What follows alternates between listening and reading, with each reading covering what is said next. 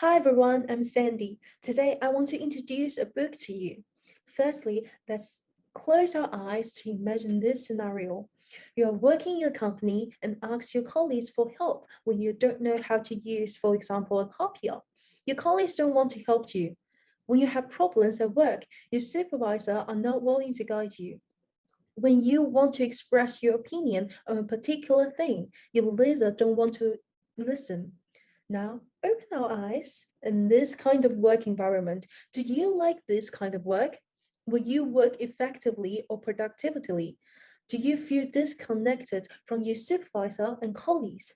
And do you think you can realize your values in such a work environment? How long can you last in such work environment, even if you have good salary? Therefore, it's crucial for companies leaders to create a work environment that is inclusive, comfortable, where everyone feels valued and where everyone feels emotionally connected. Failure to do so can lead to decreased employees' productivity, which directly results in companies' failure. So today I want to introduce the book to you. The name of the book is Emotional Connected, the EMC strategy, how leaders can unlock the human potential, build resilient teams, and nurture thriving culture by Lola and Redmi, published in 2021. This book is important for business students who might have the future work position of managerial. As in the management position, people are always the object of the company's of management, and the ability to maintain an emotional bond with people is crucial for successful management. This book can also be helpful for studying organizational behavior students because it links to employees' behavior within the company and how they feel about organizations. The reason why leaders should build an emotional, connected working environment for its employees and teach employees what should they do to improve organization values. Therefore, this book is important for both business students and organizational behavior students. So firstly, I want to introduce three top points that I studied from this book. Firstly, effective communication is not only express things, ideas, and clearly requirements from manager, but also more often to pay attention to their own expression and emotions. In terms of communication, this book has inspired me to think more deeply about effective communication. As a manager, choosing appropriate tone of voice, body language, and facial expression in communication is critical when dealing with employees and other co-workers. What I used to think leadership expression such as frowning or knocking on the table is normal. But however, it can make employees sensitive and habitually misinterpret. Feel scared and angry is normally happened.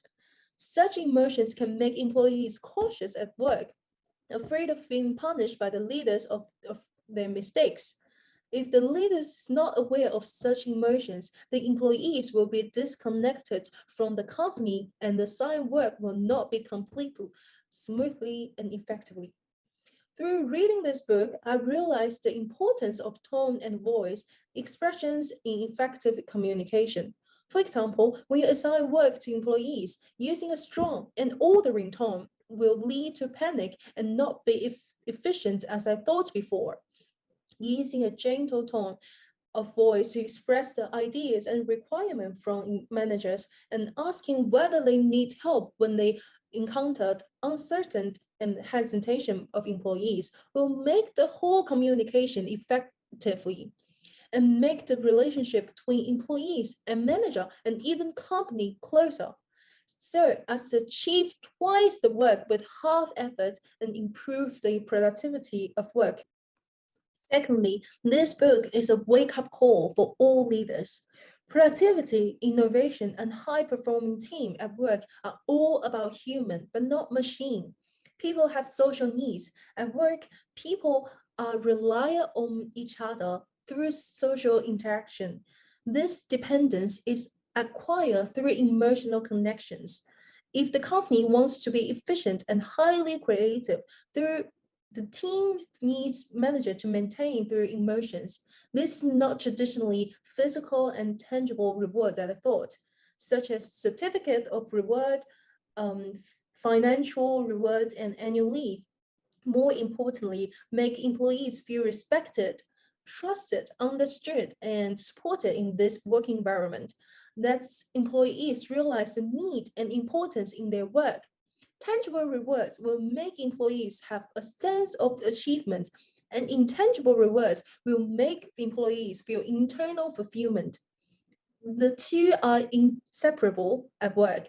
The high emotional connection established between employees and manager, the working environment will become full of virtually and creativity. Thirdly, through emotional connections, organization can create a more invaluable environment for employees and companies.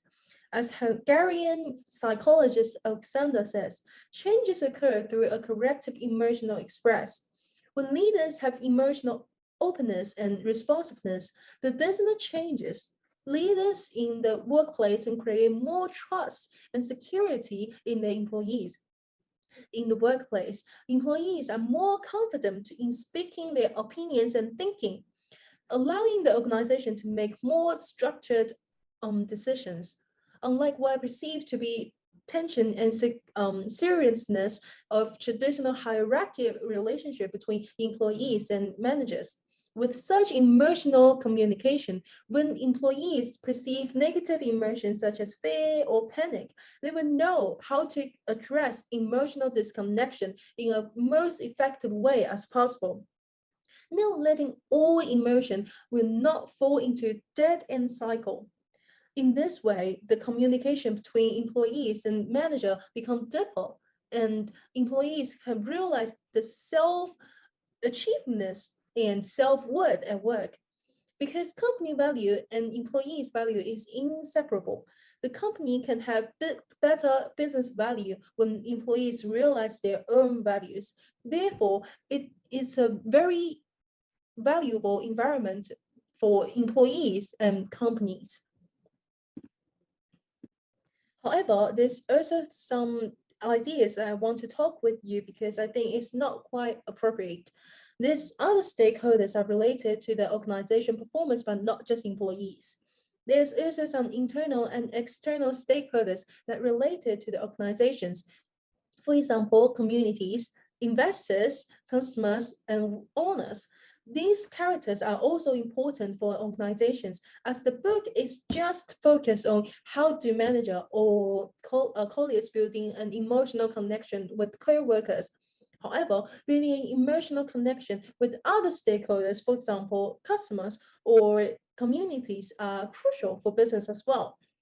If organizations just care about employees within the business, it will also cause the business failure. Therefore, the focus characters can be expanded for emotion connections, thus become more comprehensive. Second, the various models, maps, and tools mentioned in the book, which I think are quite important, but more importantly, the book should have more example to be present. The example in the book are often meant to convey the importance of particular strategy or system. I think the book should add more information about how to achieve high degree of emotional connections between colleagues, and more case studies would make the whole theory and the model much more clear to readers. Based on this interesting book, I want to propose three ideas, three advice from me to business students and organizational behavior students that have learned from this book. Firstly, I think students should spend more time on studying specific case studies while learning about organizational behavior theory. In these cases, you can recognize more condition in the scenario and practice of specific leaders and use such examples to reflect about in particular companies and how do you make such emotional connections. Secondly, from what I think is efficient in this book, if students are manager, they need not only consider the emotional establishment between employees and colleagues, so that the emotional establishment can face more people, such as customers. Through emotional connections, consumers can express their views and shortcoming on the company's goods and services. And manager can improve the product through the most direct feedback to make the company outcome more perfect. Thus, customers are more willing to purchase goods and services, build a better business morale as well.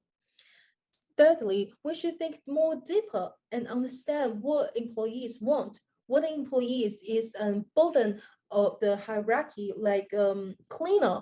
What they need is more practical rewards, like raise salary or bonus. But if the employees who wants to achieve values in the company, then it's more important to create an inseparable emotional connection with them. So as to provide more a positive environment for employees to achieve self-actualization and improve work performance for organizations. That's all my introduction and recommendation from this book. I hope you can try to read this book. Bye.